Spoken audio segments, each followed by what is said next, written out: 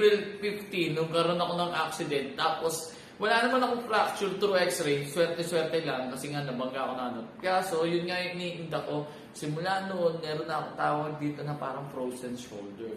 So, ito si Master Alex, sabi niya, tignan natin kung ano magagawa. Pero to be honest, parang lahat yata ng ginawa niya kanina, tutulungan kung meron lang akong mic dito, rinig na. Pero, grabe, very relaxing. Tumutunog.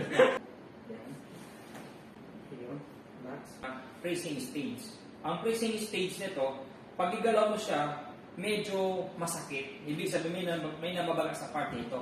Yung isa naman, yung frozen, ang tinatawag, pag sumasama ang scapula, yun ang tawag ng frozen shoulder.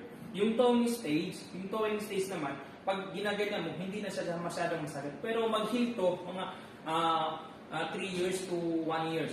Ganyan. So, gagawin natin para mabilis